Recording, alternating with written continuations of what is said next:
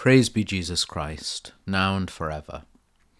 As something of a postscript to the last two nuggets, looking at two of the new saints of the Church, I came across a magnificent quotation, actually in Magnificat magazine, which beautifully encapsulates the meaning of sanctity, so appropriate for the month of November, which began with the wonderful Feast of All Saints.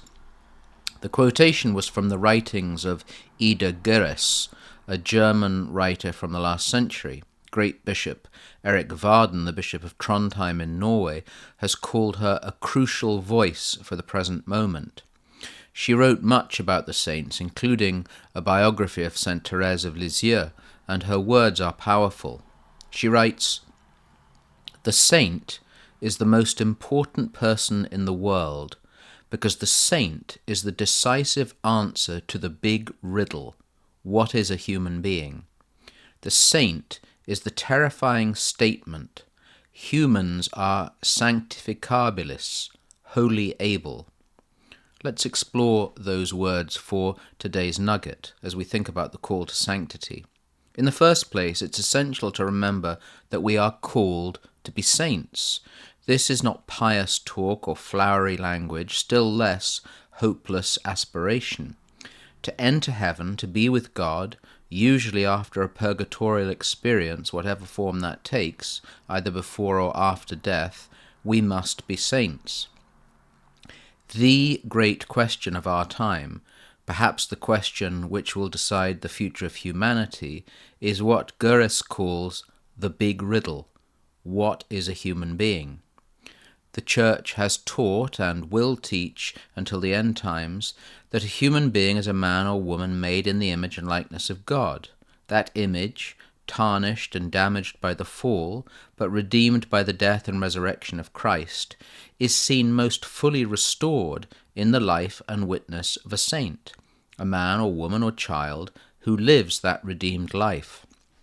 The saint, as Geres says, is sanctificabilis, which she translates as wholly able.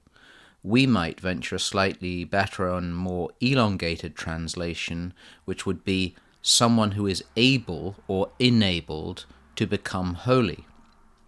We are enabled to become holy, to become saints, Geres writes, and the Church teaches, by grace through baptism, and then by the sacraments and the life of faith.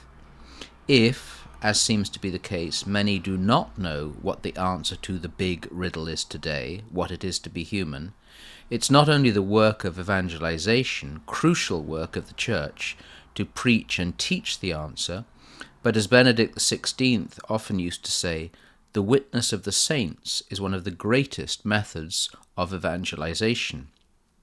Jesus, who Geres calls the unimaginable, the pure, the inaccessible holiness of God, has, because of the Incarnation, become flesh and visible, and through grace has provided us with the ability to share in the life of God, to become holy.